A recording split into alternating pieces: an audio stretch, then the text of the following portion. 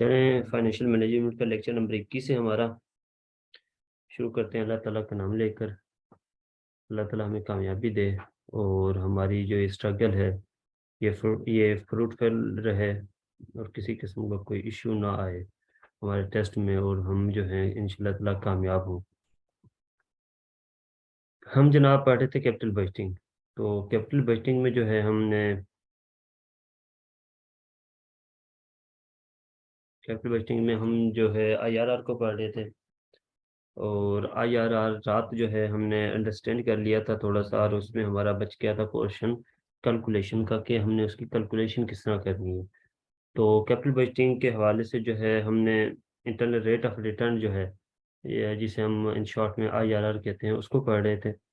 और IRR के बारे में मैंने आपको बताया था थोड़ा सा, अगर आप अपनी मेमोरी जो है उसे रिकॉल करें कि IRR एक ऐसा रेट होता है जो हमारे फ्यूचर के कैश फ्लोज को आज की जो इन्वेस्टमेंट है उसके बराबर कर देता है।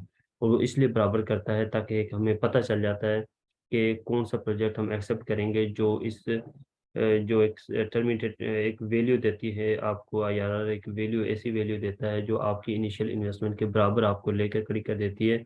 और फिर आप सोचते हैं कि इस अमाउंट से ज़्यादा अगर हमें अमाउंट रिसीव होगी तो हम प्रोजेक्ट एक्सेप्ट करेंगे, इस अमाउंट से अगर नीचे हमें कोई भी अमाउंट मिलेगी तो हम प्रोजेक्ट रिजेक्ट कर देंगे।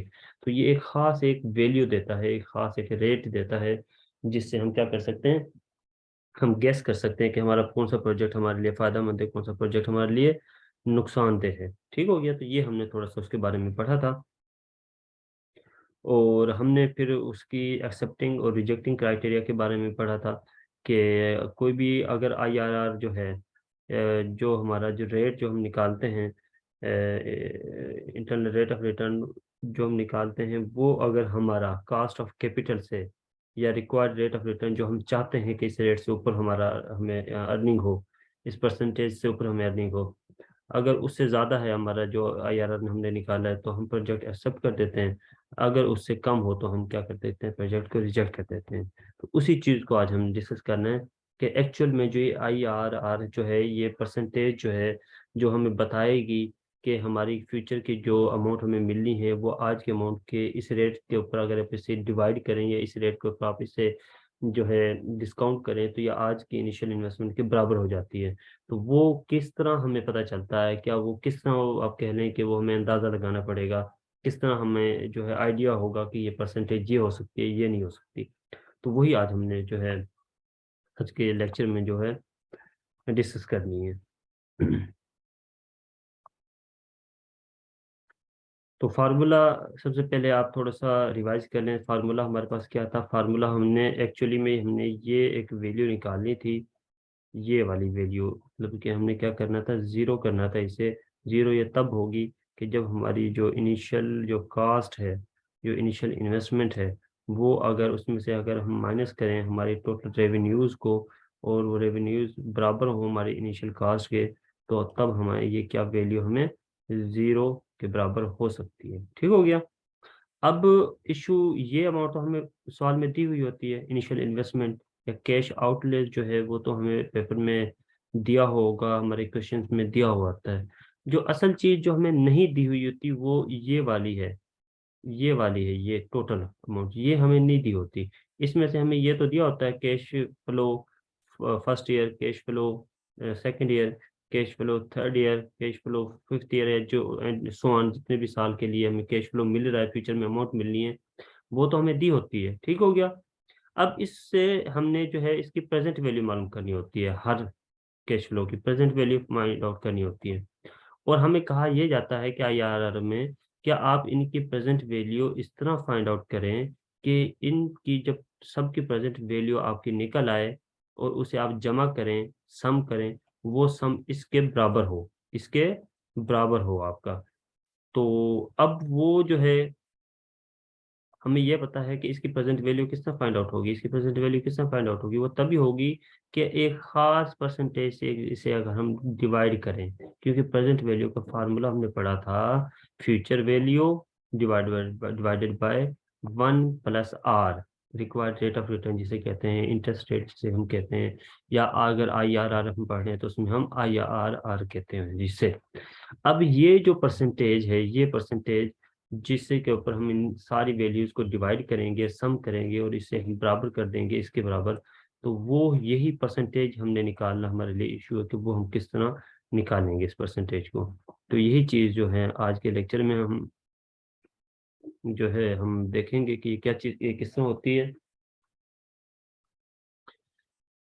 तो अब आईआरआर क्या है कि ये आईआरआर अब आपने कैस करना होता है। सबसे पहली बात कुछ आपको आइडिया होगा, ये आईआरआर आपको कभी भी सवाल में नहीं दिया होगा। अगर ये आईआरआर अगर आपको पेपर में दिया हो, सवाल में दिया हो, तो आप उस जो है इंटरनल रेट ऑफ रिटर्न को अपने इस कैलकुलेशन में काउंट बिल्कुल नहीं करेंगे, हरगिज़ नहीं करेंगे, बल्कि आप अपनी आईआरआर जो है वो डिटरमिन करेंगे या खुद से आप लगाएंगे। अगर फ़र्ज़ करें कि कोई भी सवाल है उसमें आपसे वो कहता है कि एक कंपनी है, वो 10,000 रुपए इन्वेस्ट करती है और उसे 20,000 का कैश इनफ्लो होना है 2 साल बाद, और उसका जो है इंटरनल रेट ऑफ रिटर्न 5% है, तो आप इसका जो है आईआरआर फाइंड आउट करें। तो वो जो 5% है वो आप कभी नहीं लगा सकते, क्योंकि वो तो जस्ट एक आपकी कॉस्ट ऑफ कैपिटल की वैल्यू आपको बताई हुई है कि ये वो 5% है जिससे जहाँ जिस परसेंटेज के ऊपर आपने बाहर से कर्जा लिया है या जिन जिनसे आपने पैसा लिया उन्हें आपने 5% से प्रॉफिट देना है, तो वो चीज़ होती है। ठीक हो गया? तो इसको हमने किस तरह फाइंड आउट करना है इसमें हमारे क्वेश्चंस में, वो हम ज़रा इसे देख लेते हैं। इसमें सबसे पहले आपको पता होना चाहिए, इसमें जो फ़ॉर्मूले में दिया हुआ है सीएफओ ज़ीरो से क्या मुराद है? Cash flow. ज़ीरो मीन्स कि आपकी इनिशियल जो इन्वेस्टमेंट है या कैश आउटले है। सीएफओ वन से क्या मुराद है? कैश फ्लो या फ्री कैश फ्लो या कैश इनफ्लो, पहले साल कितना हुआ, दूसरे साल कितना हुआ, तीसरे साल कितना हुआ, आखिरी साल कितना हुआ, या सो ऑन आगे कितना होता गया है हमें। ठीक हो गया? और इसमें आईआरआर से मुराद है कि एक ऐसा रेट है जो आपकी टोटल फ्यूचर वैल्यूज़ को बराबर कर देता है, आज आपकी जो इनिशियल इन्वेस्टमेंट उसके बराबर कर देता है। ये ऐसा एक रेट है। आपने सिर्फ इतना समझना है इसे। मतलब कि ऐसा रेट है जो आपकी एनपीवी को ज़ीरो कर देता है। तो ये एक सवाल था जो मैंने आपको असाइन किया था, जो आपने करना भी था, और आज इंशाल्लाह ताला जब मैं इसे आपको समझा दूँगा तो आप इसे ईज़िली कर सकेंगे। मेरी आवाज़ ठीक आ रही है? किसी किस्म का कोई इश्यू तो नहीं है? आवाज़ कम आ रही हो या इंटरप्शन हो? क्योंकि एक तो दरमियान से मुझे कुछ अलार्मिंग हुई है, शायद मुझे लगा कि कोई इश्यू हो गया। अच्छा, तो सवाल ये जो क्वेश्चन है ये आपने ही करना है। ये क्वेश्चन जो है इसकी सॉल्यूशन आप खुद निकालेंगे। मैंने जस्ट आपको एक और सवाल दिया है आपके लिए, जो मैं आपको कराऊँगा यहाँ पर, और ताकि आप लोगों को हाउ ना हो जाएगा। ये सेल्फ कैलकुलेशंस, ये सेल्फ जो है प्रैक्टिस, ये खुद आप करेंगे इसे। सवाल जो है, सवाल जनाब ये था सबसे पहले कि ये एक फ़ॉर्मूला था जो हमने पढ़ा था आईआरआर के लिए। तो वो फ़ॉर्मूला हमारा क्या था? कैश आउटफ्लो जो है उसमें से, सॉरी ये माइनस आना था यहाँ पे, कैश आउटफ्लो में से अगर हम माइनस कर दें हमारे कैश इनफ्लोज़ की प्रेज़ेंट वैल्यू को, तो हमारे पास आंसर क्या आना चाहिए? ज़ीरो आना चाहिए। अब ये तो हमारे पास दिया होता है, इसके तो कोई इश्यू नहीं है। इश्यू क्या चीज़ का है? इस चीज़ का है कि इसको हमने किस परसेंटेज के ऊपर इसे डिवाइड करना है, जिससे हमारे पास क्या आ जाए, ये इनिशियल इन्वेस्टमेंट के ये बराबर आ जाए। तो वो परसेंटेज किस तरह फाइंड आउट होगी, वो परसेंटेज के लिए ये एक फार्मूला है जो आप इस्तेमाल करेंगे। मतलब कि ये जो आपका आईआरआर जो है, ये फाइंड आउट करना असल मसला है, और ये आईआरआर किस तरह फाइंड आउट होगा उसके लिए एक फार्मूला इस्तेमाल किया जाता है। एक इंटरपोलेशन इस्तेमाल की जाती है, जिसे हम कहते हैं, जिसका क्या है, lower rate of return plus higher rate of return, या जिसे हम कहते हैं हायर रेट ऑफ रिटर्न या हायर आरआर, जो हम आप ले रहे होते हैं अपने इस कैलकुलेशन में। Lower rate, highest amount minus initial investment divided by higher amount minus lower amount. ये एक जनरल सा थोड़ा सा फार्मूला है, जिसे आप जल्दी से अपने कॉपी पेज आपने लिए हुए होंगे, मैंने पहले अनाउंसमेंट कर दी थी, पहले इसे आप ज़रा अपने पास लिख लें, ताकि जैसे-जैसे मैं आपको कैलकुलेशन कराता जाऊँगा, आप जो है साथ-साथ मेरे ये सवाल जो है करते जाएँगे। तो आप जल्दी से ये फ़ॉर्मूला लिखें पहले तो। आप जल्दी से ये फ़ॉर्मूला लिख लें पहले कि IRR is equal to lowest rate of return plus higher rate minus lower rate into higher amount minus initial investment divided by higher amount minus lower amount. अच्छा, एक और मैं यहाँ आपसे के बताता चलूँ, कुछ बच्चे ज़ाहिर है यहाँ पर बिज़नेस स्टडीज़ के भी हैं, तो ये जो फार्मूला है ना आईआरआर का, ये 3-4 तरीके से आप फाइंड आउट कर सकते हैं। ज़रूरी नहीं है कि ये एक तरीका है, ये तो थोड़ा सा एक आसान तरीका था, जो सबसे आसान तरीका है तकरीबन वो ये तरीका है, ये फार्मूला है जिसे फाइंड आउट कर सकते हैं। इसके अलावा और भी कुछ तरीके हैं जिनसे आप अपना जो है ना आईआरआर फाइंड आउट कर सकते हैं। तो आप लोगों ने, अगर आपको वो कोई और तरीका ज़्यादा आसान लगता है जिसमें आपने प्रैक्टिस की थी अपने कॉलेजेस में, यूनिवर्सिटीज़ में, तो आप वो भी कर सकते हैं, ये भी अडॉप्ट कर सकते हैं। ये भी इतना मुश्किल नहीं है, वो भी मुश्किल नहीं है। तो इस चीज़ से बिल्कुल नहीं करना कि वो फार्मूले गलत हैं या ये फार्मूला ठीक है, सारे फार्मूले ठीक हैं आपके। तो आपने क्या किया, ये फार्मूला अपने पेज पे लिख लिया। अब ये फार्मूला लिखने के बाद अब मैं आप थोड़ा सा एक सवाल जो है वो एक देता हूँ, एक क्वेश्चन आपको जो मैं दे देता हूँ। अच्छा, सबसे पहली बात, मैंने आपसे ये कहा था कि ये जो आपकी ये इनिशियल इन्वेस्टमेंट जो है, इसमें से हमने माइनस किसको करना है, माइनस हमने करना है इनकी प्रेजेंट वैल्यूज की सम को। ठीक है, ये प्रेजेंट वैल्यूज की सम का एक ऐसी अमाउंट होनी चाहिए जो आपकी इनिशियल इन्वेस्टमेंट की प्रेजेंट वैल्यू के बराबर होनी चाहिए। और इसलिए ये जो इनकी प्रेजेंट वैल्यू जो है, जिसे हम फाइंड आउट करेंगे, जो इस बैलेंस को, इनिशियल इन्वेस्टमेंट को जीरो कर देगा, इसे कहते हैं हम टर्मिनेटेड वैल्यू। ठीक हो गया। तो हमारे पूरी, अब आगे जब मैं बार बार इस ये वर्डिंग चेंज नहीं करूंगा, मैं आपसे जस्ट ये कहूंगा कि हमने टर्मिनेटेड वैल्यू मालूम करनी है। और टर्मिनेटेड वैल्यू कौन सी वैल्यू होती है, ऐसी वैल्यू होती है जो किसी दूसरी वैल्यू को जीरो कर देती है, मतलब किसी दूसरी वैल्यू के बराबर होकर उसे जीरो कर देती है। तो टर्मिनेटेड वैल्यू जो है, ये मालूम करने के लिए हमने कौन सा फार्मूला इस्तेमाल किया है, ये फार्मूला इस्तेमाल किया है। ठीक हो गया। अब ये टर्मिनेटेड वैल्यू मालूम करने के लिए जस्ट हमें ये एक परसेंटेज चाहिए, ये परसेंटेज हम फाइंड आउट करने के लिए ये टोटल कैलकुलेशन करेंगे हमारे इस क्वेश्चन में। तो सवाल आपके पास ये है कि IIR inspector, inland revenue inspectors company have a project to invest. जो आप जो इंस्पेक्टर हैं, आपकी एक कंपनी है जो एक प्रोजेक्ट में इन्वेस्ट करना चाहती है, और इन्वेस्ट कितना करना चाहती है, वो 80,000 रुपये। ठीक हो गया, 80,000 रुपये वो वहाँ पर क्या करना चाहती है, इन्वेस्ट करना चाहती है, with the proposal to cost of capital of 12%। और उसका प्रपोजल ये है कि वो 12, उसकी जो कॉस्ट ऑफ कैपिटल है, जो वो पैसे बाहर से लेगी, उधार लेगी या ओनर से लेगी, तो उन्हें जो वो कास्ट पे करेगी कैपिटल के ऊपर, वो 12% पे करेगी। ठीक हो गया। तो क्या है, दो चीजें हमारे सामने आ गई, हमारे सामने पहले की आई, अपने पेज पे लिखी है, हमारे पास पहले क्या चीज आई, हमारे पास आई कि एक IIR इंस्पेक्टर्स कंपनी है, वो 80,000 रुपये क्या करना चाहती है, कहीं पे इन्वेस्ट करना चाहती है एक प्रोजेक्ट में। अब प्रोजेक्ट में जब इन्वेस्ट करना चाहती है, तो साथ ही उसने कह दिया कि हमारे पास एक प्रपोजल अवेलेबल है कि हमें एक बैंक जो है वो, या एक इंस्टीट्यूशन है जो हमें कर्जा दे रहा है 12% के ऊपर, मतलब कि हमने कॉस्ट ऑफ कैपिटल कितने देनी है, 12%। तो यहाँ एक चीज ये फाइंड आउट हुई कि 80,000 हमारी इन्वेस्टमेंट है, और 80,000 रुपये जहाँ से हम ले रहे हैं, ठीक हो गया, उन्हें हमने कितना देना है, 12% हमने परसेंटेज प्रॉफिट देना है। अब 12%, अब ये हम क्या ऐसे प्रोजेक्ट में इन्वेस्टमेंट करेंगे, इस प्रोजेक्ट में तब इन्वेस्टमेंट करेंगे अगर हमें 12% से ज्यादा प्रॉफिट हुआ। ठीक है, क्योंकि 12% तो हमारी कास्ट है जो हमने पे करनी है, तो हमें 12% से ज्यादा अगर रिसीव होता है, ज्यादा अर्निंग होती है 12% से ज्यादा परसेंटेज में, तो हम प्रोजेक्ट एक्सेप्ट करेंगे, वरना हम रिजेक्ट कर देंगे। दो चीज हमें फाइंड आउट होगी। अच्छा, further has future free cash flows are, और फिर उसने बताया मजीद उसकी जो कंपनी है, उसने एस्टिमेट किया है कि उसके जो फ्री कैश फ्लोज हैं या कैश इनफ्लोज हैं, वो पहले साल कितना होगा, 15,000 होगा, दूसरे साल कितना होगा, 20,000 होगा, तीसरे साल कितना होगा, 25,000 होगा, और चौथे साल कितना होगा, 30,000, और पांचवें साल कितना होगा, 35,000। Further his future free cash flows are 15,000 in 15,000 in first year, 20,000 in second year, 25,000 in third year, 13,000 and 35,000 in fourth and fifth year respectively. ठीक हो गया। चौथे और पांचवें साल में कितना है, 30,000 और 35,000 है। अब हमें एक और चीज पता चल गई कि फ्यूचर जो कैश फ्लोज होने हैं हमारे पास, फ्यूचर फ्री कैश इनफ्लोज होने हैं, वो हमारे पास पहले साल 15,000, दूसरे साल 20,000, तीसरे साल 25,000, चौथे साल 30,000, और पांचवें साल 35,000 होने हैं। मतलब कि 5 साल का प्रोजेक्ट है, 5 साल में हमें ये अमाउंट टोटल मिलनी है, जो 1,25,000 अवेलेबल बनती है। ठीक हो गया। Should guys you want to invest in this project, तो अब आपने ये बताना है कि जनाब क्या आप इस प्रोजेक्ट में इन्वेस्टमेंट करना चाहेंगे, या आप इसमें इन्वेस्ट करेंगे या नहीं करेंगे।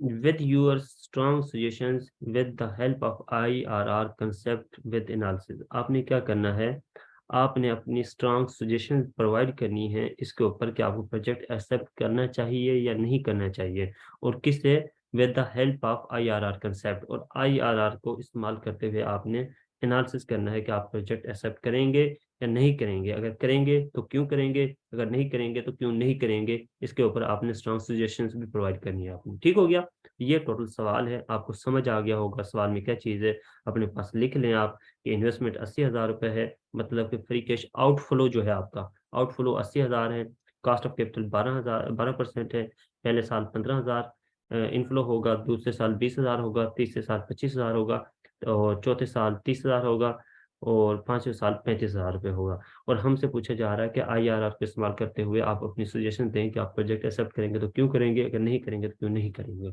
ये हमारे पास टोटल क्या है, ये हमसे पूछा गया, इसमें आइडिया है। ठीक हो गया, क्लियर है, यहाँ तक किसी को कोई इशू हो, यहाँ तक किसी को कोई इशू हो, क्लियर है, सबने अपने पास लिख ली ये चीज़ें, कि ये जिस तरह भी कैलकुलेट, ये टोटल अमाउंट है, कुछ इसमें वैल्यूज दी हुई हैं, सारी आपको समझ आ गई हैं बिल्कुल। अच्छा, अब कुछ बाज़ औक़ात ऐसा भी होता है, कुछ आप देखेंगे ऐसा भी हो सकता है कि ये जो 12% है ना आपका, ये जो 12% है कास्ट ऑफ कैपिटल, इसको वो ये नाम भी दे सकता है, with the proposal to initial, with the proposal to estimated IRR 12%, यहाँ पर वो इसे 12% को जो है ना IRR का नाम भी दे सकता है। इसका मतलब ये हरगिज़ नहीं है कि इसको आप कंसिडर करेंगे, ये आप ऑटोमेटिकली समझ जाएंगे, तो ये क्या है, आपकी कास्ट ऑफ कैपिटल है, इसके अलावा ये कुछ चीज़ नहीं है आपकी। अच्छा, मुझे जल्दी मैसेज करें, आप लोगों ने लिख लिया, यहाँ तक क्लियर है, नेक्स्ट चलें हम।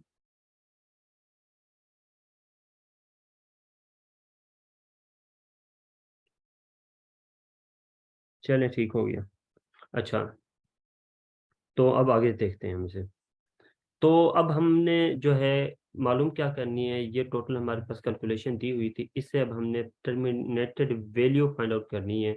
और टर्मिनेटेड वैल्यू हमें किस तरह फाइंड आउट होगी, वो तब फाइंड आउट होगी जब हमारे पास एक खास परसेंटेज हम जो है ले लेंगे, एक परसेंटेज हम फाइंड आउट कर लेंगे, उस परसेंटेज को फाइंड आउट लेते हुए हम एक टर्मिनेटेड वैल्यू मालूम कर लेंगे। टर्मिनेटेड वैल्यू के बारे में मैंने बता दिया था, वो वैल्यू जो हमारे इनिशियल इन्वेस्टमेंट के बराबर कर देगी, हमारे इनिशियल इन्वेस्टमेंट को ज़ीरो कर देगी, एनपीवी को ज़ीरो कर देगी, मतलब कि जो इनिशियल इन्वेस्टमेंट के बराबर होगी जो वैल्यू, वो हमारी टर्मिनेटेड वैल्यू होगी। और टर्मिनेटेड वैल्यू मालूम करने के लिए हमारे पास एक परसेंटेज चाहिए, जिसे हम IRR कहेंगे। और वो IRR फाइंड करने के लिए हमने क्या करना है, इस फार्मूले को इस्तेमाल करना है। और इस फार्मूले को इस्तेमाल करने के लिए हमारे पास क्या चीज़ें हैं, चार चीज़ें दरकार हैं हमें इस फार्मूले के में, जो चार चीज़ें अगर हमारे पास मौजूद हों, इस फार्मूले में हम पुट करेंगे और हमारी जो आंसर है वो निकल आएगा। चार चीज़ें कौन सी हैं, lower rate of return, higher rate of return, highest amount, और लोवेस्ट अमाउंट, क्योंकि इनिशियल इन्वेस्टमेंट हमारे पास दी हुई है।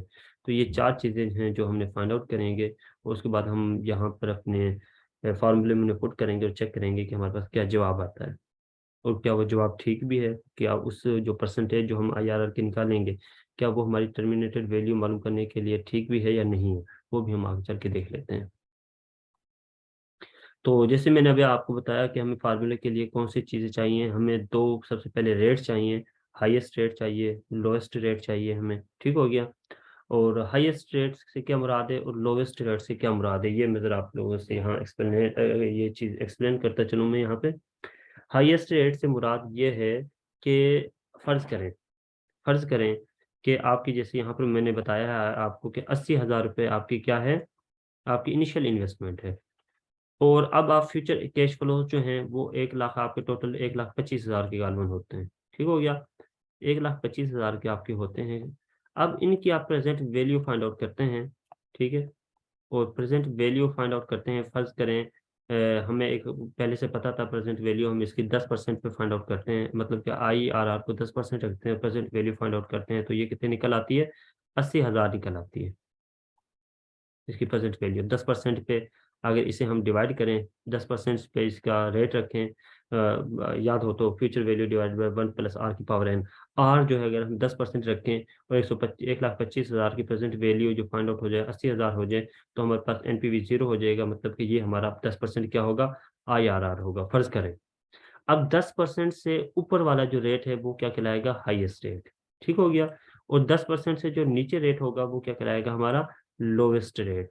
मतलब अगर 11% पे हम करें तो ये हाईएस्ट रेट है। 11% पे क्या होगा, हमारी अमाउंट क्या आएगी, इससे ज़रा थोड़ी सी नीचे आएगी।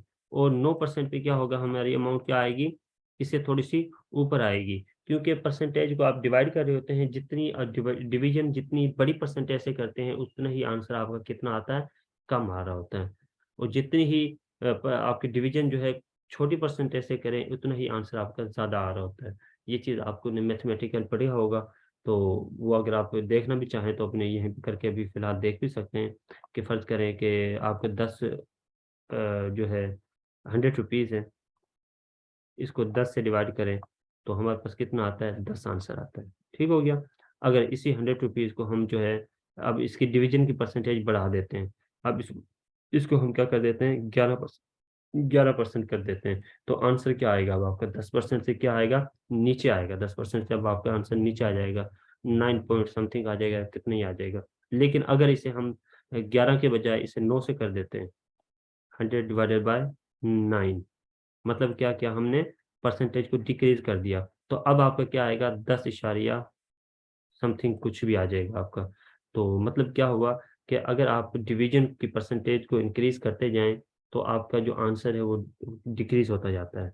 अगर आप डिवीज़न की परसेंटेज को इंक्रीज़ करते जाएँ, तो आंसर डिक्रीज़ होता जाता है। मतलब कि क्या हुआ ये जो है अपोज़िट साइड में जो है ये आपके आंसर को हिट कर रहा होता है, आपकी ये परसेंटेज। तो बात यही हो रही थी कि हाईएस्ट रेट और लोएस्ट रेट क्या है। हाईएस्ट रेट और लोएस्ट रेट ये होता है कि अगर आपके 80,000 की जो टोटल कास्ट है, इनिशियल आउटले है आपका, तो एक ऐसी परसेंटेज जो हाईएस्ट रेट से मुराद है, एक ऐसा परसेंटेज जो 80,000 से थोड़ी सी नीचे आंसर दे, आपको थोड़ा सा नीचे आंसर दे। और लोएस्ट रेट ऐसा रेट जो 80,000 से थोड़ा सा आंसर आपको क्या दे, 80,000 का थोड़ा सा इसके आंसर को थोड़ा सा इसे ऊपर बढ़ा दे, बिल्कुल नियर अबाउट दे दे। और वो किस तरह होगा, ये चीज़ें अभी आपको थोड़ी सी क्लियर नहीं हुई हो रही होंगी, लेकिन आगे चल के भी हो जाएंगी जब हम कैलकुलेशन करेंगे तो इंशाल्लाह ताला। अच्छा, 2 चीज़ें तो ये हैं, हाईएस्ट रेट और लोएस्ट रेट फाइंड आउट करने हैं। 2 चीज़ें और इसमें ये है कि हाईएस्ट अमाउंट और लोएस्ट अमाउंट इसमें फाइंड आउट करनी है। हाईएस्ट अमाउंट मतलब कि क्या है कि पॉजिटिव एनपीवी फाइंड आउट करनी है, और लोएस्ट अमाउंट मतलब क्या है कि इसमें नेगेटिव एनपीवी फाइंड आउट करनी है। पॉजिटिव एनपीवी से क्या मुराद है, पॉजिटिव एनपीवी कब आएगी, पॉजिटिव एनपीवी जब आती है हमारे पास, जब हमारी जो हमारी प्रेजेंट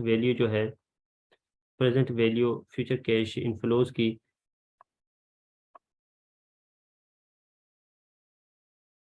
फ्यूचर कैश इनफ्लोज की प्रेजेंट वैल्यू अगर हमारी कास्ट जो है उससे अगर हमारी कम आ जाए, कास्ट से ज़्यादा आ जाए, प्रेजेंट वैल्यू फ्यूचर इनफ्लोज की अगर कास्ट से हमारी ज़्यादा आ जाए, तो वो एनपीवी क्या कहलाएगी, हमारी पॉजिटिव एनपीवी कहलाएगी। नेगेटिव कब होगी, जब हमारी कास्ट जो है जो फ्यूचर की कैश इनफ्लोज हैं उनसे हमारी कास्ट बढ़ जाती है, तो हमारी नेगेटिव एनपीवी आती है। तो मतलब क्या हो गया कि एक अमाउंट हमारी ऐसी होगी जो 80,000 से क्या होगी, ज़्यादा होगी, हाईएस्ट अमाउंट। और लोएस्ट अमाउंट क्या होगी, 80,000 से हमारी ये जो इनिशियल कास्ट है उससे कम होगी। तो ये हाईएस्ट अमाउंट और लोएस्ट अमाउंट हमने फाइंड आउट करनी है, हाईएस्ट रेट और लोएस्ट रेट ये भी हमने फाइंड आउट करना है।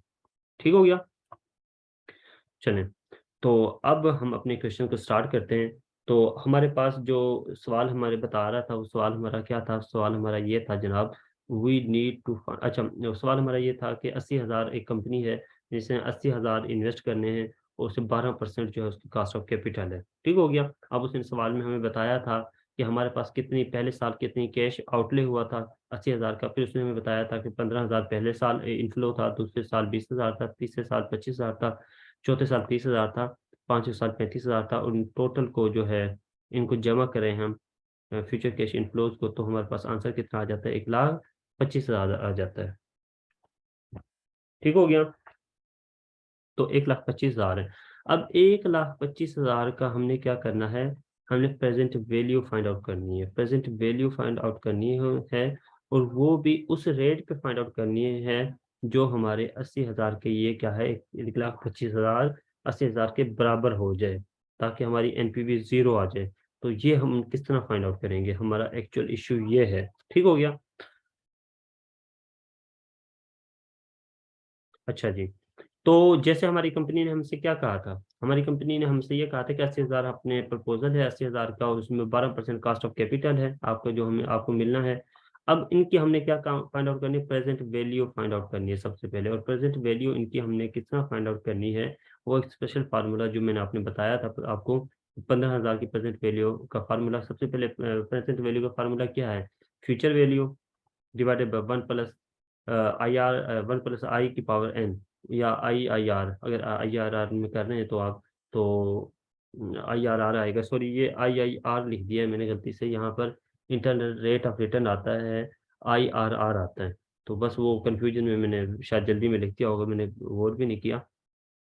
तो अगर उसकी पावर 1 रखेंगे तो पहले साल की प्रेजेंट वैल्यू आ जाएगी, पावर 2 रखेंगे दूसरे साल की प्रेजेंट वैल्यू आ जाएगी, और तीसरे साल की अगर 3 रखेंगे तो इस तरह एंड सो ऑन 35 5वें साल तक 5 पे की उसकी पावर रखेंगे तो प्रेजेंट वैल्यू उसकी हमें हमारे पास आ जाएगी। ठीक हो गया? तो तो अब इशू ये था कि अब हमें चाहिए था एक खास परसेंटेज, जो हमारी प्रेजेंट वैल्यू जो है, जो 1,25,000 की प्रेजेंट वैल्यू को 80,000 के बराबर कर दे।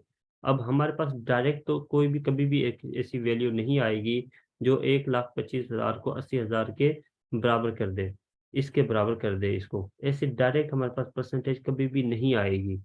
ठीक हो गया? ये परसेंटेज हमारे पास डायरेक्ट कभी भी नहीं आएगी। ये किस तरह आएगी? ये एक स्पेशल फार्मूले के तहत ही आएगी, जो फार्मूला मैंने आप लोगों को कराया है, उसमें सारी वैल्यूज पुट अप करेंगे तब ये परसेंटेज हमारे पास आएगी।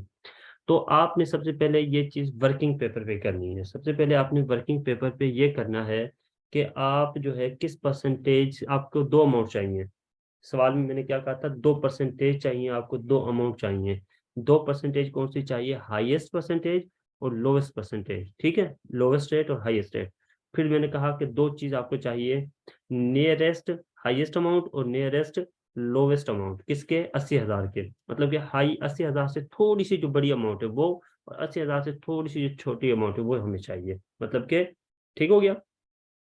पॉजिटिव एनपीवी और नेगेटिव एनपीवी चाहिए हमें, जो करीब तरीन हो 80,000 के, जो इनिशियल कास्ट के आपके करीब तरीन हो। यहाँ पे तो इनिशियल कास्ट 80,000 है, इसलिए मैं 80,000 कह रहा हूँ। अगर किसी और सवाल में आपकी इनिशियल कास्ट कोई और होगी तो उसके बिल्कुल करीब जो होगी वही चाहिए होगी हमें। ठीक हो गया? चलें, तो सपोज किया, फर्ज करें मैंने 15% से स्टार्ट लिया। मैंने कहा कि 1,25,000 को अगर मैं 15 IIRR 15% रखूं, और इससे जो है प्रेजेंट फ्यूचर वैल्यू के फार्मूले में हम प्रेजेंट वैल्यू के फार्मूले में मैं इसे डाल दूं इस परसेंटेज को, और फिर मैं इन सारी अमाउंट का जो है निकालूं प्रेजेंट वैल्यू, और मेरा ख्याल था कि यार ये तकरीबन जो है ना 80,000 आ जाएगा। ये कितने पे आ जाएगा? डायरेक्ट 80,000 आ जाएगा। तो मुझे डायरेक्ट अगर 80,000 के आ जाती है अमाउंट, तो फिर मैंने इसकी अमाउंट कैलकुलेट की 15% से। 15% से जब मैंने अमाउंट कैलकुलेट की तो वो मेरी कितनी आई? 79,158 रुपीज, मतलब कि 79,158 रुपए आए मेरे। ये 80,000 कभी भी नहीं आएंगे। अगर डायरेक्ट यहाँ पे 80,000 आ जाते तो मुझे आगे कैलकुलेशन करने की जरूरत ही नहीं थी, तो मुझे यहाँ पे पता चल जाता कि IRR 15% है बस। लेकिन यहाँ पर मैंने 2 कैलकुलेशन पहले की। यहाँ पर तो मैंने सिर्फ शो कराई आपको 15%। इसके अलावा मैंने 16% से शुरू किया था। अच्छा, और फिर मैंने 14% से भी शुरू किया था ये। अच्छा, मैंने 15% से जब शुरू किया तो सेपरेट वर्किंग पेपर के ऊपर, तो आंसर कितना आया? 79,158 रुपये आया। और ये बिल्कुल 80,000 से थोड़ा सा बिलो है। 80,000 से क्या है? थोड़ा सा बिलो है। मतलब क्या था? मुझे लोवेस्ट अमाउंट मिल गई यहाँ से। लोवेस्ट अमाउंट या नेगेटिव एनपीवी मुझे यहाँ से मिल गई। अगर 15% की जगह पर मैं 16% लेता, 16% अगर मैं यहाँ पे लेता, जैसे मैंने बताया था कि जैसे आप यहाँ पर डिवीजन है ना, यहाँ पर अगर मैं 16% लेता, यहाँ पर अगर मैं 16% लेता यहाँ पे, तो फिर क्या होना था? आंसर 79,000 से थोड़ा सा नीचे आ जाना था, क्योंकि परसेंटेज इंक्रीज करेंगे, डिवीजन की परसेंटेज इंक्रीज करेंगे, आंसर आपका क्या करेगा? थोड़ा सा कम आएगा। तो मेरा आंसर जो है 78,000 या 77,000 आ रहा था। तो अगर मैं 15% से 16 ये 16% पे था, अगर मैं 15% से 14% पे आऊँ, 15% से 14% पे आऊँ, तो फिर मेरा आंसर जो है 80,000 से थोड़ा-सा इंक्रीज़ कर रहा था। तो इसलिए मेरे पास सिर्फ़ ये वाहिद परसेंटेज थी, मैंने परसेंटेज 15 में लिया और मुझे पता चल गया कि 80,000 से जस्ट बिलो है, थोड़ा-सा ही कम है। तो मेरे पास पहला जो मेरी कैलकुलेशन मुझे चाहिए थी फ़ॉर्मूले के लिए, वो मुझे मिल गई। लोवेस्ट अमाउंट या नेगेटिव एनपीवी मुझे मेरे पास आ गई। ठीक हो गया? पहला मेरा यहाँ से मसला हल हो गया। अब मुझे चाहिए क्या? अब मुझे चाहिए पॉज़िटिव एनपीवी या जो है हाईएस्ट अमाउंट चाहिए। अब हाईएस्ट अमाउंट के लिए मेरे पास क्या होगा? आप याद करें, थोड़ी-सी अपनी मेमोरी रिकॉल करें। हाईएस्ट अमाउंट मुझे किस समय मिल सकती है? हाईएस्ट अमाउंट मुझे तब मिलेगी जब मैं इस परसेंटेज को क्या कर दूँगा? डिक्रीज़ कर दूँगा। इस परसेंटेज को डिक्रीज़ कर दूँगा। अगर मैं इस परसेंटेज को इंक्रीज़ करता जाऊँगा, क्योंकि ये डिवीज़न में आनी है। ये कहाँ आनी है? आपकी डिवीज़न में आनी है। अगर इस परसेंटेज को मैं इंक्रीज़ करता जाऊँगा तो आंसर मेरा डिक्रीज़ करता आएगा। मुझे 80,000 से नीचे नहीं जाना, मुझे 80,000 से ऊपर जाना है। मेरा आंसर थोड़ा-सा ऊपर आना चाहिए। तो मैं अपनी जो 15% है इससे नीचे कर दूँगा परसेंटेज को। मैं 14% को चेक करता हूँ, मैं 13% को चेक करता हूँ, मैं 12% को चेक करता हूँ। मुझे 80,000 से थोड़ी-सी अमाउंट ऊपर चाहिए बस। ठीक हो गया? और मैं 79,000 से ऊपर किस तरह जा सकता हूँ? अगर मैं अपनी आईआर 15% से नीचे कर दूँ, तो मैं इससे ऊपर जा सकता हूँ। ऐसे ही है ना? मैथमेटिकल तौर पर।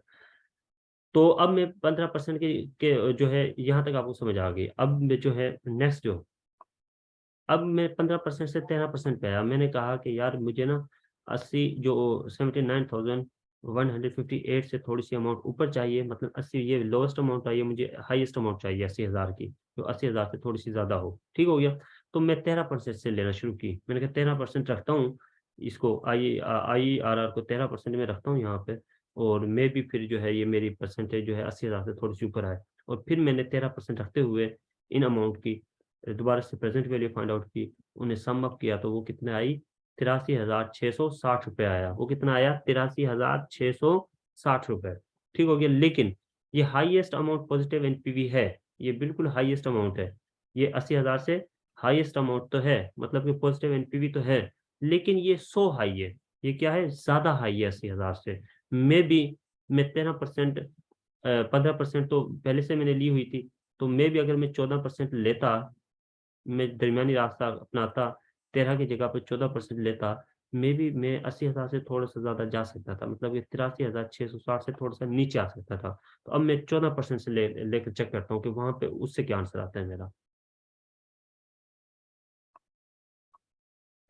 तो मैंने जनाब फिर 14% से उसे लिया। मैंने 14% से लिया, तो वो मेरा आंसर कितना आया? ₹81,362। ठीक हो गया? मतलब क्या आया? 15% से मुझे क्या मिली? लोएस्ट अमाउंट मिली ₹79,158, और 14% से मुझे हाईएस्ट अमाउंट मिली ₹81,362, और 13% को भी मैंने चेक किया, जो है उससे मुझे जो है थोड़ी-सी अमाउंट ज़्यादा सो हाई मिल रही थी, थोड़ी-सी ज़्यादा मिल रही थी। इससे नीचे 1% इससे और ऊपर जाकर मुझे एक्यूरेट अमाउंट मिल सकती थी, जो नियरेस्ट अमाउंट है 80,000 के, वो मिल रही थी। तो इसलिए मेरे पास पहली जो थी लोएस्ट अमाउंट और दूसरी हाईएस्ट अमाउंट, ये 2 मिल गई मुझे। साथ ही मुझे हाईएस्ट रेट और लोएस्ट रेट, ये भी मुझे दोनों मिल गए। मतलब क्या हुआ? मुझे हाईएस्ट रेट भी मिल गया और लोएस्ट लोएस्ट रेट भी मिल गया। मुझे हाईएस्ट अमाउंट भी मिल गई, लोएस्ट अमाउंट भी मिल गई। ये सेम टेबल आपने सवाल में बनाना है वहाँ पे। ये सेम टेबल आपने क्या करना है वहाँ पर, ये आपके अगर पेपर में आ जाता है, तो ये सेम टेबल आपने वहाँ सवाल में बनाना है। ये बनाना किस तरह है? ये कोई मुश्किल चीज़ नहीं है। आपका कैलकुलेटर आपके पास मौजूद है। सिर्फ़ एक वहाँ पर आपने जो है फैक्टर फाइंड आउट करना है, वो फैक्टर फाइंड आउट करना भी मैं आपको बता दूँगा। या आप ऐसा काम करेंगे, एक पेज ले लेंगे, उसके ऊपर 15,000 की प्रेज़ेंट वैल्यू फाइंड आउट कर लेंगे, 20,000 की मालूम कर लेंगे, 25,000 की मालूम कर लेंगे, 30,000 की, 35,000 की, और चेक कर लेंगे कि कौन-सी परसेंटेज नियर अबाउट आ रही है आपकी इस अमाउंट के, इनिशियल कॉस्ट के। फिर उससे आप हाईएस्ट वैल्यू, लोएस्ट वैल्यू वहाँ से इज़िली फाइंड आउट कर सकेंगे। ज़्यादा देर का कैलकुलेशन नहीं है, 2, 3, 4 मिनट, 5 मिनट लगते हैं इसकी कैलकुलेशन में आपके। ठीक हो गया?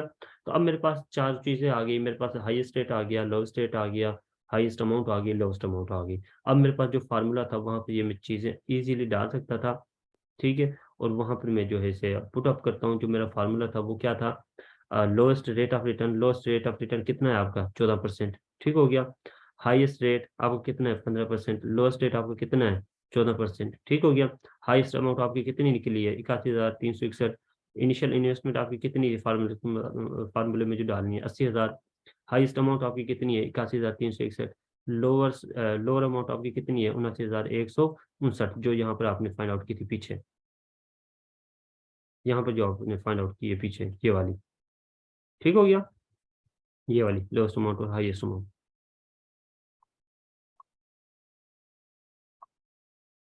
ठीक हो गया।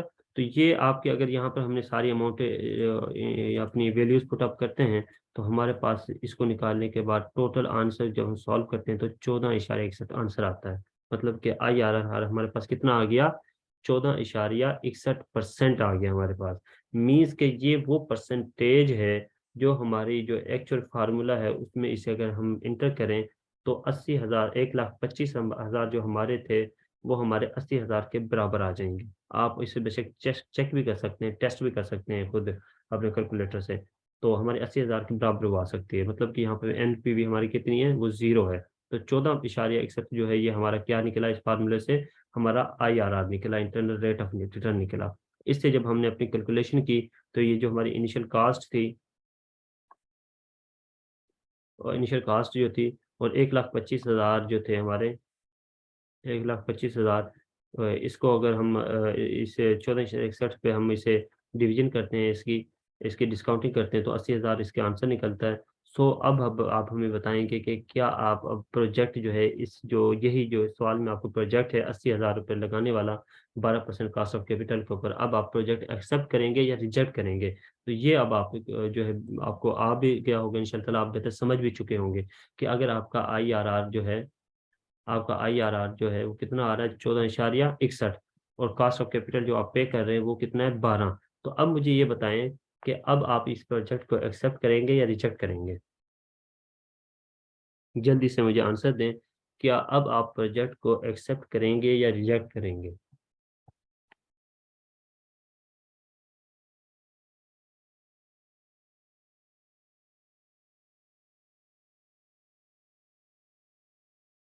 बिल्कुल, बिल्कुल ठीक है, प्रोजेक्ट को हम एक्सेप्ट करेंगे। क्यों एक्सेप्ट करेंगे, प्रोजेक्ट को इसलिए एक्सेप्ट करेंगे कि हमें जो कास्ट लग रही है, जो हमारी कास्ट है वो तो हमारी 12% है, कास्ट तो हमारी 12% है, और IRR जो है वो हमारा 14.61% है। तो मीन्स कि अभी भी हम जो हमारा जो रेट है, हम 14.61% जो है, ये हमारा वो रेट है जहाँ पे हमारी जो NPV जो है वो 0% आ रही थी उससे। तो कास्ट ऑफ कैपिटल हम 12% दे रहे थे, लेकिन जो IRR जो हमें निकला है वो हमारा कितना है, 14.61। मतलब कि जो हमारी वैल्यू, जो टर्मिनेटेड वैल्यू जो थी, वो 14.61 पे 0 आ रही थी, कास्ट के बराबर आ रही थी। तो हमारे प्रोजेक्ट को हम इजीली क्या कर सकते हैं, एक्सेप्ट कर सकते हैं, उसमें कोई दो राय नहीं है। तो इससे मतलब क्या है कि 12% से ऊपर जो भी प्रोजेक्ट होंगे वो हमारे एक्सेप्ट होंगे। वो क्यों एक्सेप्ट होंगे, हमने कहा था कि अगर आपका IRR ग्रेटर हो, IRR ग्रेटर हो रिक्वायर्ड रेट ऑफ रिटर्न के, रिक्वायर्ड रेट ऑफ रिटर्न के, तो आप क्या करेंगे, अपने प्रोजेक्ट को एक्सेप्ट कर लेंगे। अब रिक्वायर्ड रेट ऑफ रिटर्न कितना था, 12%, और IRR आपका इस रिक्वायर्ड रेट ऑफ रिटर्न से 12% से ज़्यादा है, इसलिए आप प्रोजेक्ट को एक्सेप्ट कर देंगे। तो ये टोटल कैलकुलेशन थी आपकी। इसमें कोई मुश्किल कैलकुलेशन नहीं है, बहुत आसान कैलकुलेशन है। एक फार्मूला है वो याद करना है, चार वैल्यू फाइंड आउट करनी है आपने, highest rate, lowest rate, highest amount, lowest amount, और आप उसे पुट अप करें वैल्यूज को, आपको सीधे सीधा आंसर निकल आएगा। प्रोजेक्ट के बारे में बता देंगे। अब आपने एनालिसिस करना है इसके ऊपर कि ये प्रोजेक्ट आप एक्सेप्ट कर रहे हैं, ये क्यों एक्सेप्ट कर रहे हैं। एनालिसिस आपका ये बनता है कि this project is based on the 12% cost of capital, and we have internal rate of return 14.61%, so we can easily accept this project because we are bear all our expenses, and there is balancing amount जो है, इसमें जो balancing amount है जो आपको profit दे रही है, जो अर्निंग की तरफ लेके जा रही है आपको, तो प्रोजेक्ट को हम क्या कर सकते हैं, इजीली एक्सेप्ट कर सकते हैं। तो ये आज की आपकी जो प्रैक्टिस थी।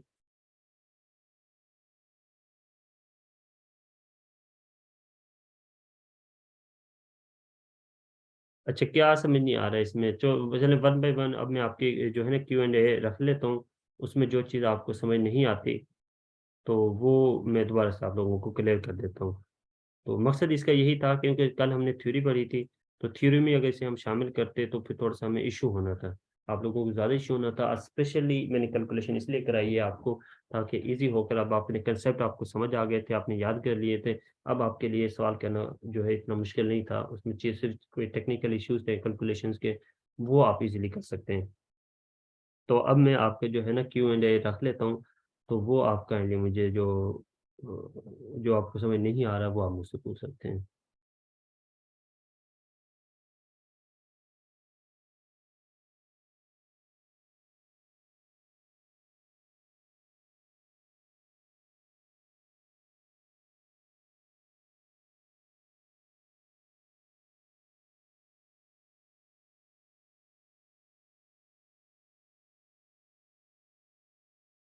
हाँ जी, चलें बारी-बारी किसी को क्वेश्चंस हैं तो वो काइंडली मुझसे पूछ सकते हैं। क्या इश्यूज़ हैं? अस्सलाम वालेकुम। वालेकुम सलाम। सर मैं ये पूछ रहा था जो हमारी कॉस्ट ऑफ कैपिटल 12% थी, आपने इसको जो है मतलब कि आप वेरी फर्स्ट जो 15% पे आ गए, मतलब कि आपने अपने मतलब एक अंदाज़ा लगाया है 15% पे आ गए। तो हुँ, क्या ऐसा भी कर सकते हैं ना एग्ज़ाम में कि जो हम पीवी फैक्टर निकाल रहे हैं, हुँ, तो हम अब जैसे ये 12% दी हुई है, डेफ़िनेटली हमने इससे ऊपर ही जाना है, इतना तो हुँ, अंदाज़ा हो गया क्वेश्चन को देखकर। हुँ। तो हम 12 की जगह 12 से आगे हम पीवी फैक्टर एक 13 से निकाल लें, एक 14 से निकाल लें, एक 15 से निकाल लें। तो फिर वो तीनों की कैलकुलेशन ही मल्टीप्लाई करके सीधी नीचे ले आएँ और फिर वहाँ से हम इज़िली गैस देख लेंगे कि कौन-सी वैल्यू ज़्यादा है, कौन-सी वैल्यू कम है। ये जो आप बता रहे हैं शायद मे बी आपने चेक की हो, वो बेटर आपको समझ आ गई हो। मैंने उस तरीके से किया नहीं, तो इस वज़ह से मैं उसे जी। 100% कह नहीं सकता कि वो ठीक होगा या नहीं होगा। मे बी आप वो जो एवरेज निकाल के करना एवरेज निकाल के बताना चाह रहे हैं ना कि एवरेज निकाल के हम जी, जी, उससे जी, जी, कर। पीवी फैक्टर के साथ। जी, जी। हाँ, वो अब मुझे असल में आइडिया नहीं है कि मैंने अभी उसकी कैलकुलेशन की नहीं, करूँगा तो शायद मे बी वो बेहतर हो। तो वैसे ये है कि आपका जो कॉस्ट ऑफ कैपिटल होता है ना, जो भी वो आपको सवाल में कॉस्ट ऑफ कैपिटल देने का मकसद क्या होता है? आपको समझने की ये चीज़ ज़रूरत है। जो कॉस्ट ऑफ कैपिटल देने का मकसद ये होता है कि वो आपको एक एक जनरल आइडिया देता है आपको कि आप इस 12% से थोड़े-से ऊपर लें कैलकुलेशन, थोड़ी-सी ऊपर लें, कितनी लें कि प्रॉफिट आपको कितना हो रहा था, 2 या 3% ही ज़्यादा होता है हमेशा, इससे ज़्यादा नहीं होता। सर सर ये जो 14.61 जो परसेंटेज आई है, इट मीन कि अगर हमें एट लीस्ट इतना अमाउंट मिले, तो हम किसी लॉस में नहीं जाएँगे। मतलब हमें अगर इतनी परसेंटेज मिले इस प्रोजेक्ट से, तो हम लॉस में नहीं जाएँगे। एक्चुअल बिल में हमारी कॉस्ट ऑफ कैपिटल अब ये है, जी, बिल्कुल, 14.61। बिल्कुल ये है। जी, ठीक है सर, थैंक यू। लेकिन जो हमें लोन मिल रहा है वो अभी भी 12% पे मिल रहा है। इट्स जी, मीन जी, कि जी, अभी भी हम जी, फ़ायदे में हैं। ठीक है सर। अच्छा सर, ये जो डिफरेंस आया है लोन अमाउंट का 12% का और ये जो 14.61 में जो डिफरेंस पड़ रहा है 2.61% का, ये बेसिकली क्या है? ये मार्जिन है ये ये डिफरेंस मार्जिन है यहाँ पे। सर किस चीज़ पे बेस है ये? ये आप ये कहना चाह रहे हैं कि ये 2.61% एक्चुअली जो बचा है ये हमारे पास क्या बचा है? ये जी।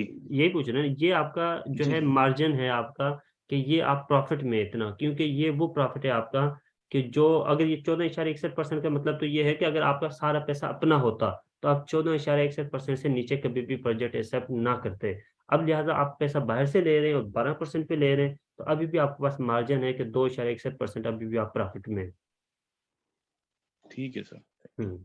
अगर कॉस्ट ऑफ कैपिटल वो ना देता ना आपको, अगर कॉस्ट ऑफ कैपिटल वो आपको ना देता और आपसे ये कहता कि ये प्रोजेक्ट जो है ये आपको जो है ना 13% देगा, ये प्रोजेक्ट आपको 13% रिटर्न देगा, तो फिर आप कभी भी एक्सेप्ट ना करते 13% को। क्यों ना करते? क्योंकि आप 14.61% तो आपकी एक्चुअल आपकी बेयरनेस है, जो आप बेयर कर रहे हैं कॉस्ट। वही। नहीं सर, मैं एक्चुअल में जो सवाल कर रहा हूँ वो ये है कि हमने जब पढ़ा था हमने ये कहा था कि जो हमारी इनिशियल इन्वेस्टमेंट है और जो हमारी फ्यूचर कैश इनफ्लोज़ जो आएँगे हमारे, वो जहाँ पर ज़ीरो हो जाते हैं, वही हमारा इंटरनल रेट ऑफ रिटर्न होता है। बिल्कुल ऐसे ही तो होता है। हमारी अब जो हमारी नेट प्रेज़ेंट वैल्यू जो ज़ीरो हो रही है, वो हो रही है बेसिकली 6 14.61% पे। जी, जी, ऐसे जी। ही है। तो फिर इसमें प्रॉफ़िट का फैक्टर कैसे आ गया? ये पूछ रहा हूँ मैं। प्रॉफ़िट का फैक्टर इसलिए आ गया आपके पास क्योंकि आपने जो लोन लिया हुआ है, वो 12% पे लिया हुआ है। वो कितने पे लिया है आपने? 12% पे लिया है। उसने उसकी बा आपने वो नहीं समझी। वो कहता है कि आपके पास प्रपोज़ल मौजूद है। आपके पास प्रपोज़ल मौजूद है कि आप 12% पे बाहर से कैपिटल ले लें, बाहर से ले लें अमाउंट। एक दूसरा पहला प्रपोज़ल तो आपके पास यही है ना कि आपका अपना कैपिटल हो। अपना आप सारा कैपिटल खुद लगाएँ तो आप को कितना होगा 14.61% आपको कॉस्ट बेयर होगी आपकी। जहाँ पे आप क्या करेंगे इससे नीचे प्रोजेक्ट एक्सेप्ट नहीं करेंगे 14.61% पे। आई समझ? जी। ये पहली प्रपोज़ल थी। फिर उसे दूसरी प्रपोज़ल ये मिल गई कि आप अपना पैसा ना लगाएँ बिल्कुल भी। आप 12% किसी से लोन ले लें, 12% पे लोन आपको मिल सकता है। अब मुझे ये बताएँ कि 12% जो लोन है आपका, आपने देना 12% है, और आपकी जो एक्चुअल अर्निंग हो रही है प्रोजेक्ट से वो 14.61% है। ठीक है सर, अब मैं समझ गया, मतलब तभी इसको कैपिटल बजटिंग बोल रहे हैं, ठीक है, हाँ हाँ मतलब जी। बजटिंग है ना बेसिकली ये, ठीक है। ये पॉइंट मैंने जानबूझ के इसमें रखा है ताकि आप लोगों को आइडिया हो जाए कि अगर वो 12% कास्ट ऑफ कैपिटल इसमें ना देता तो फिर आप कभी प्रोजेक्ट, वो देता है सवाल में दो किस्म के सिनेरियो देगा वो सवाल में। एक सिनेरियो आपका ये होगा कि वो आपको कास्ट ऑफ कैपिटल दे देगा। दूसरा सिनेरियो ये होगा वो आपको बता देगा कि प्रोजेक्ट जो आपका है वो इतने % रिटर्न दे रहा है आपको। ठीक है सर। हम्म। अच्छा सर, दूसरी बात ये कि इससे पहले जो हमने वो जो पढ़े हैं, मतलब कि पे बैक पीरियड्स और वो जो प्रॉफिटेबिलिटी इंडेक्स है और जिसमें नेट प्रेजेंट वैल्यू है, हम्म। उसमें जो हम जो फैक्टर जो यूज करेंगे वो तो वही करेंगे ना जो गिवन होगा कॉस्ट ऑफ कैपिटल। हाँ वो तो गिवन होता है, वो यूज करते हैं। सिर्फ चले इसी का ठीक है थोड़ा सर, सा इशू है बस। ठीक है सर, थैंक यू। हाँ जी, किसी और का काइंडली। अस्सलाम वालेकुम सर। वालेकुम सलाम। सर हमें प्रैक्टिस कहाँ से करनी है सवालों की, ताकि हम अच्छी तरह ये तैयारी कर सकें इन चीज़ों की, ये कि सवाल कोई मैंने हमें। अच्छा पता है क्या है? ये सवाल एक मैंने आपको लोगों को प्रैक्टिस के लिए अभी दी है, ठीक हो गया। और बाकी जो बुक्स हैं आप लोगों की, उन बुक्स में एक एक दो दो सवाल लाजमी दिए होते हैं, उनकी जो एक्सरसाइज है वहाँ पे, तो वो वहाँ से आप इजीली कर सकते हैं। सर अगर हो नहीं सकता कि इजीली कंपोज करके ये सवाल दिए जाएं ताकि हमारी ज़्यादा से ज़्यादा प्रैक्टिस हो जाए। ये- अच्छा, आप ये कहना चाह रहे हैं कि 3-4 सवाल ऐसे मैं आपको दे दूं? हाँ जी, मुख्तलिफ सर सवाल तैयार करके मुख्तलिफ बुकों से जो हमारे रिलेटेड हो, ताकि हम अच्छी तरह प्रैक्टिस कर लें। चलें चलें ऐसे प्रैक कर लें। ये प्रैक हाँ जी, प्रैक्टिस करने से ये हल होगा। वैसे तो सर हमें समझ आ गई है, अगर हम करेंगे कुछ गलतियां वगैरह निकलेंगी, ये मतलब चीज़ हो जाएगा। ये होगा कि आपकी जो वर्डिंग जो है ना सवाल की वो चेंज हो सकती है, डेटा यही होगा उसमें। तो वो मैं आप लोगों को ना आपके जी साथ शेयर कर लूंगा, 2 3 4 5 सवाल जी प्रैक्टिस के सर, तौर ठीक। पे। जी।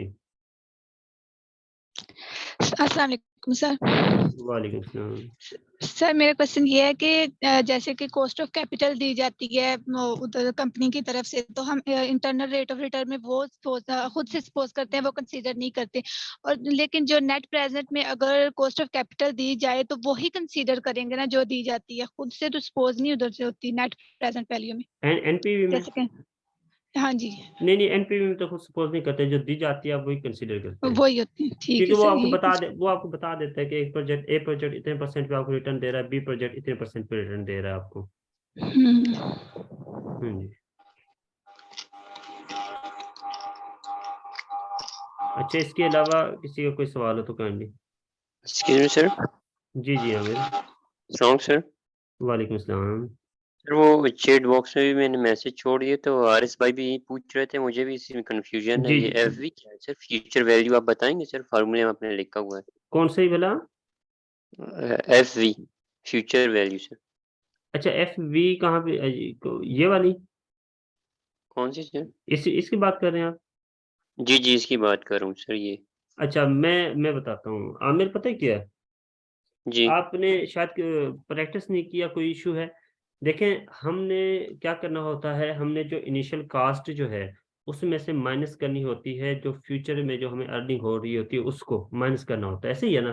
तभी हम बता सकते हैं कि हमें प्रोजेक्ट में कुछ बच रहा है या हमें लॉस हो रहा है। मिसाल के तौर पर आज आप 10 रुपये लगा रहे हैं, फ्यूचर में जो अमाउंट आपको मिल रही है वो फर्ज करें 12 रुपये मिल रही है। अब 12 रुपये को 10 से माइनस करेंगे, 2 रुपये आपके पास बच रहे हैं, तो आपको पता चल रहा है कि मुझे मुनाफा हो रहा है। जी अगर अगर वो माइनस ना करें तो आप बता ही नहीं सकते मुनाफा हो रहा है या फायदा हो रहा है, ऐसे ही है ना? अब अब जो 12 रुपए सही आपको अब जो 12 रुपए आपको मिल रहे हैं वो तो मिल रहे हैं फ्यूचर में जाके, और आप 10 रुपए लगा रहे हैं आज। तो आप 10 रुपए की क्या, 12 रुपए की पहले प्रेजेंट वैल्यू फाइंड आउट करेंगे, उस 12 रुपए को आज की वैल्यू में लेकर आएंगे कि आज उस 12 रुपए की क्या वैल्यू है, तभी उस 10 रुपए से आप माइनस कर सकते हैं। इसलिए हम क्या करते हैं, पहले प्रेजेंट वैल्यू फाइंड आउट करते हैं, फ्यूचर के कैश जो इनफ्लोज होते हैं उसकी प्रेजेंट वैल्यू फाइंड आउट करते हैं, पीवी जिसे हम कहते हैं। पीवी का फार्मूला जो है ये सब आपके सामने दिया हुआ है। सही सर। अच्छा आमिर, आप ना आप ये जी सर। कैलकुलेशन सारी करके मुझे दोबारा से मैसेज करेंगे कि आपको समझ आया या नहीं आया। मुझे लगता है जैसे आप प्रैक्टिस नहीं कर रहे। नहीं सर, मुझे समझ नहीं है बिल्कुल भी सर। तो वही है ना, आप मुझे जो है ना दोबारा से मुझे अलग से कॉल करेंगे मुझे, अगर यही सवाल जो है पूरा सवाल आप अपने हाथ से करेंगे और ये सवाल जी सर। करने के दौरान अगर आपको कोई इश्यू आता है तो आप मुझे डायरेक्ट कॉल करके मुझसे ये सवाल पूछेंगे। कोई भी सही सर। कहीं कहीं किसी भी कैलकुलेशन में, या आप अभी करें तब तक बाकी जो है कुछ Q&A कर रहे हैं तो आप ये सवाल करें, जब आप समझ ना आए तो मुझे आप मेरी कॉल पे आएँ, जी कॉल करें। सही सर। Okay sir. हाँ जी, चलिए इसके थैंक यू अलावा। सर। अस्सलाम वालेकुम सर। वालेकुम सलाम। सर ये क्वेश्चन में जो आपने बताया कि 12% जो हम लोन लेते हैं, तो दूसरी कंडीशन सर कौन सी होगी जो आपने बताई है? दूसरी कंडीशन ये हो सकती है कि वो आपसे कहता है कि जो आपका प्रोजेक्ट है ये आपको कितना दे रहा है, 13% दे रहा है या 14% दे रहा है या 15% दे रहा है। तो अब वो परसेंटेज आपका प्रोजेक्ट दे रहा है आपको, ठीक है? यहाँ परसेंटेज क्या थी? ये परसेंटेज आपकी फाइनेंसिंग थी, जो आपको फाइनेंसिंग मिल रही है। दूसरी कंडीशन हो सकती है प्रोजेक्ट आपको परसेंटेज देता है कि मैं आपको प्रोजेक्ट वाले कहते हैं आपसे कि हम आपको 15% देंगे, प्रॉफिट देंगे, हम आपको 14% देंगे। अब हमारी जो IRR कितना निकला है, 14 इशारिया समथिंग निकला है। अगर कंपनी हमसे कहती है कि आपको हम 15% देंगे अर्निंग, तो हम प्रोजेक्ट एक्सेप्ट करेंगे। अगर वो हमसे कहते हैं कि 14% हम आपको अर्निंग देंगे, फिर हम प्रोजेक्ट को रिजेक्ट कर देंगे, क्योंकि हमारी जो एक्चुअल वैल्यू है वो 14 इशारिया कुछ है, जहाँ पे हम नो प्रॉफिट नो लॉस में है। ठीक है सर, थैंक यू। आगे समझ? जी सर, थैंक यू। चलें चलें। अच्छा, इसके अलावा कोई? सर जी अहमद। सर ये जो चीजें वैल्यूज यहाँ पे दी गई हैं इस क्वेश्चन में, इसी तरह से अगले क्वेश्चन में भी दी जाएंगी हाँ जैसे जो बिल्कुल, पेपर में आएंगी? बिल्कुल ये सारी वैल्यूज दी जाएंगी आपको। नहीं सर, आपने अभी कुछ बताया था बीच में ना कि हो सकता है कि ये नहीं गिवन हो तो फिर। हाँ, वो 2 सिनेरियो में बता रहा था। सिनेरियो में ये बता रहा था कि हमारा जो ये वाला सवाल का जो सिनेरियो है, इसमें तो ये था कि उसने कहा था कि कास्ट ऑफ कैपिटल आपका 12% है। आपका कास्ट ऑफ कैपिटल कितना है? 12% है। मतलब कि जी जो आपके खर्चा है, जो आपका खर्चा है, रुपए पैसे जहाँ से आपने लिया है, जो आपको उसके ऊपर खर्चा आ रहा है वो 12% आ रहा है। ठीक हो गया? जी ठीक हो गया। और लेकिन आपको जो प्रोजेक्ट में जो IRR दे रहा है वो 14.61% दे रहा है। मतलब कि IRR आपको ज्यादा दे रहा है थोड़ा सा, तो आप प्रोजेक्ट इसे एक्सेप्ट कर सकते हैं। दूसरी ये चीज आ सकती है, वो आपसे कहता है कि ये आपका प्रोजेक्ट है, ये आपको 12% रिटर्न दे रहा है। 12% क्या दे रहा है? रिटर्न दे रिटर्न। रहा है। लेकिन अब जो रिटर्न आप कम है, क्योंकि 14.61% तो आपका IRR है, तो आपका रिटर्न कम है। आई जी समझ? तो आप जी प्रोजेक्ट एक्सेप्ट नहीं करेंगे। यहाँ पर प्रोजेक्ट इसलिए एक्सेप्ट कर रहे हैं क्योंकि आपको कास्ट 12% पड़ रही है। आपका प्रपोजल मौजूद है कि आप बाहर से 12% पे पैसा ले लें, और फिर आपके जो है उसको फिर आपका, क्योंकि IRR इससे बहुत कम नीचे आएगा, तो IRR आपका 14 ज्यादा है, इससे यहाँ पर अभी भी आप मार्जिन में मौजूद है। तो इसलिए ये 2 सिनेरियो का मैं बता रहा था। सर, ये ये अगर बहुत बात। ये बहुत टेक्निकल सिनेरियो है, ये आपसे नहीं पूछेंगे कभी भी। ये तो जस्ट बस मैंने इसमें डाल दिया, लेकिन इतना टेक्निकल सिनेरियो आपके पेपर में नहीं आएगा। सर ये 12% की बजाय अगर जैसे 15% हो तो हम फिर 14%। नहीं, फिर और रिजेक्ट करेंगे, फिर तो हम रिजेक्ट करेंगे, फिर तो हमारा कास्ट नहीं ऑफ नहीं कैपिटल। सर, ये 12% जो है ये क्वेश्चन के अंदर दिया हुआ है ना 12%। हाँ। तो इस 12% के बजाय अगर 15% दिया हुआ हो हम्म। तो सर फिर हम 15% के हिसाब से मतलब वो 16% और 14% इनकी वैल्यूज निकालेंगे ना?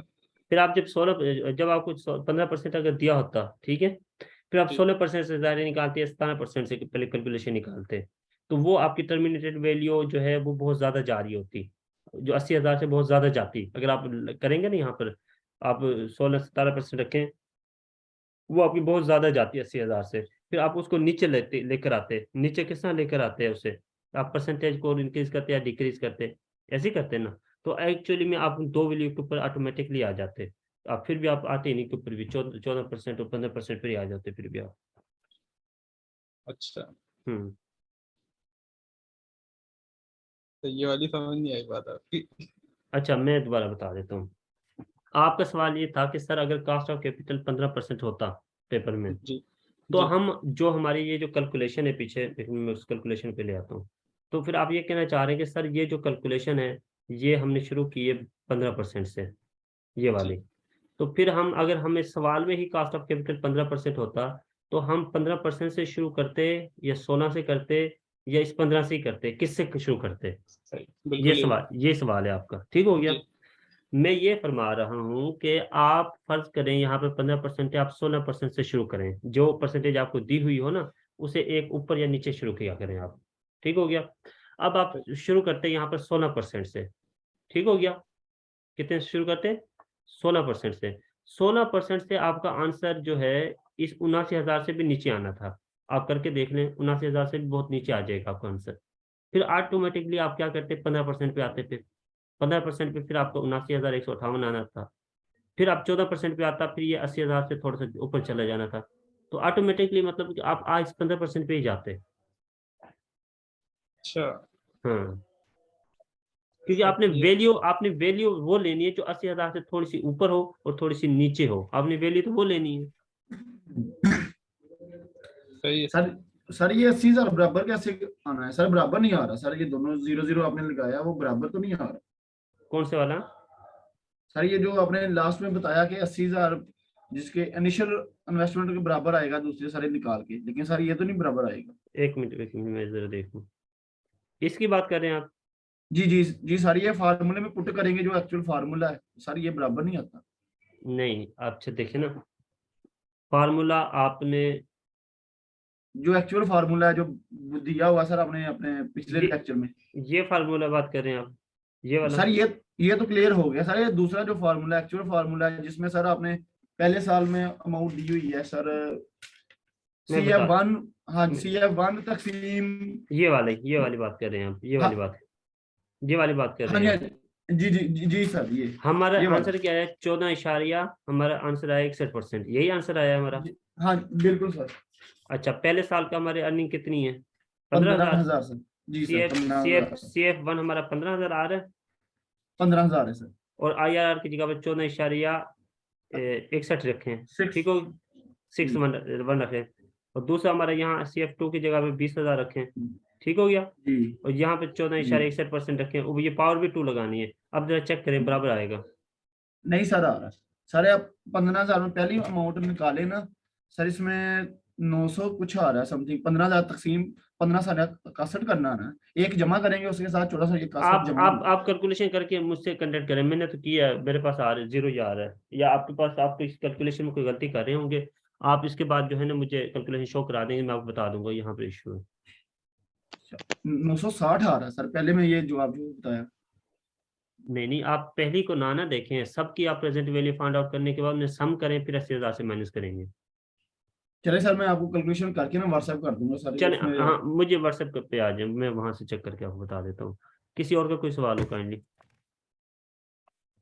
सर ये फिजिकल बोल रहा हूँ, ये फ्यूचर वैल्यू का ही समझ नहीं आ रहा है। इसकी वैल्यू जो है ये कौन सी पुट की है आपने, ये कैसे है, अब ये नहीं क्लियर हुआ। इसी में बात कर रहे हैं आप? जी, ये वाला टेबल है, तो आप ये FV/1 अच्छा, प्लस। मैं बताता हूँ, आपने प्रेजेंट वैल्यू फाइंड आउट करनी है। प्रेजेंट वैल्यू का फार्मूला ये है, मैंने पिछले लेक्चर में 2-3 लेक्चर में आपको बताया था कि प्रेजेंट वैल्यू का फार्मूला क्या होता है। Future value divided by 1 plus R की पावर n। फ्यूचर वैल्यू कौन सी है यहाँ पर? फ्यूचर वैल्यू ये 15,000 है, ठीक हो गया। यहाँ पर फ्यूचर वैल्यू 20,000 है, यहाँ पर फ्यूचर वैल्यू 25,000 तीसरे साल में, चौथे साल की फ्यूचर वैल्यू 30,000 है, और आखिरी साल की फ्यूचर वैल्यू 35,000 है। अब आइए समझ। ये इनको यानी अभी ये जो इक्वेशन को सॉल्व करते हुए ये सेम इसी तरह से 15,000 पहले साल की लेंगे, या इसकी प्रेजेंट वैल्यू फाइंड आउट करेंगे पहले? ये पहले प्रेजेंट वैल्यू फाइंड आउट कर रहे हैं, ये फार्मूला है प्रेजेंट वैल्यू फाइंड आउट करने का। 15,000 की प्रेजेंट वैल्यू अगर 15% IRR रखते हैं हम, तो वो 13,043 आती है, ये अगर आप अपनी कैलकुलेटर से निकालें। फिर दूसरे साल की प्रेजेंट वैल्यू लेंगे, दूसरे साल में कौन सी थी? ये 15,000 तो पहले साल कमा लिया था ना हमने, तो इसकी प्रेजेंट वैल्यू 1 साल बनेगी। 20,000 2 साल बाद कमाया हमने, तो इसके 2 साल की प्रेजेंट वैल्यू, इसलिए पावर 2 ले रहे हैं हम। ये तीसरे साल 25,000 था, इसलिए इसकी पावर 3 ले रहे हैं प्रेजेंट वैल्यू। फ्यूचर वैल्यू तो ये है ना, 25,000 एक्चुअली फ्यूचर वैल्यू है ना, जो तीसरे साल जाके हमें मिली थी। अब आइए असल समझ।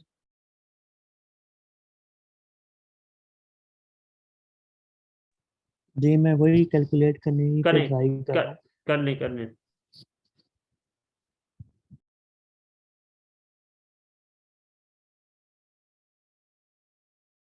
ये देखें ना आप, सीधे सीधा आ जाएगा 15,000 डिवाइडेड बाई 1.5 डिवाइडेड बाय 1.15 की पावर 1 आ जाएगा, क्योंकि 1 प्लस आर है ना, आर आप कितने ले रहे हैं, 15% ले रहे हैं, तो 1.15 आ जाएगा। पहले 1.15 की पावर 1 लें और फिर जो आपके 15,000 है उससे उस आंसर को डिवाइड कर दें, तो आपका आंसर 13,043 आ जाएगा। ओके, मैं यहीं पे मिस्टेक कर रहा था, मैं 1+15 रख रहा हूँ उसको, ना तो वो तो 1.15 16। परसेंटेज को खत्म करेंगे ना पहले। ओके ओके, ये ठीक हो गया, बस अब तो सही आ जाएगा। मैं उसको 15 को डायरेक्ट ही ले रहा था, तो वो 1+15 तो वो 16 बन जाता है, तो वो उस लिहाज से मैं डिवाइड कर रहा था, तो वो रॉन्ग आंसर ही आएगा ना। हाँ जी जी। तो ठीक हो गया, इसको परसेंटेज में 0.15 लेंगे, ठीक है। हाँ जी जी। Okay, thank you. अच्छा, किसी और को जी। Excuse me sir. जी जी आमिर। सर ये अवैस भाई जो असद भाई जो पूछ रहे थे ना सर, ये मुझे सर समझ नहीं आया, तब समझ आ गया मुझे। ये अपना FV ना 15,000 है, और लेक्चर 19 में मेरे ख्याल से आपने ये फार्मूला बताया भी है हमें।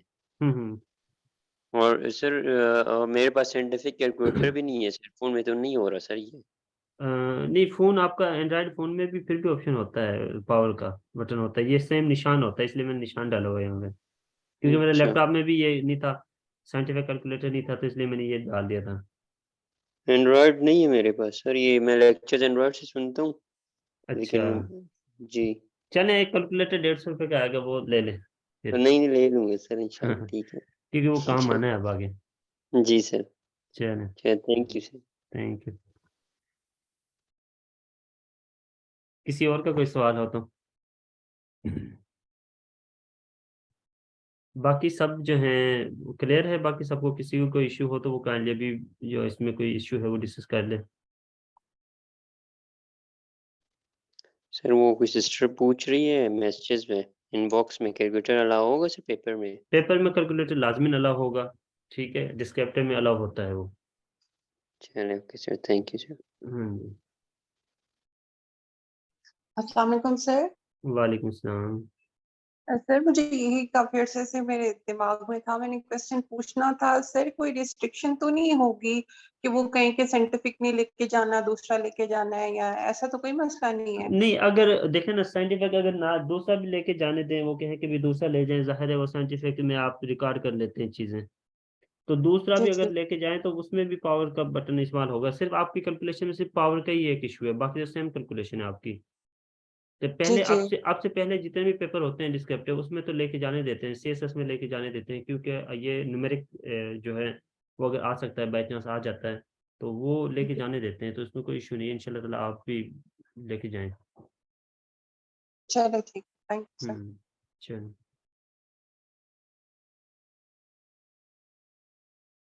चले ठीक हो गया। किसी का कोई सवाल बच गया हो या किसी को अभी भी कोई चीज़ समझ ना आ रही हो, तो वो मुझसे बार बार कंसल्ट कर ले, वो पूछ ले सवाल, ये हर बच्चे को आने चाहिए।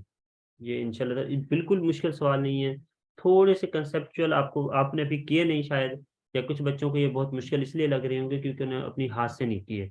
जब वो फार्मूला याद करेंगे, जब ये सवाल अपने हाथ से करेंगे ना, जो चीज़ आपको बहुत मुश्किल लग रही है, यकीन जाने कल ये आपको बहुत आसान लग रही होगी, बहुत ही आसान लग रही होगी।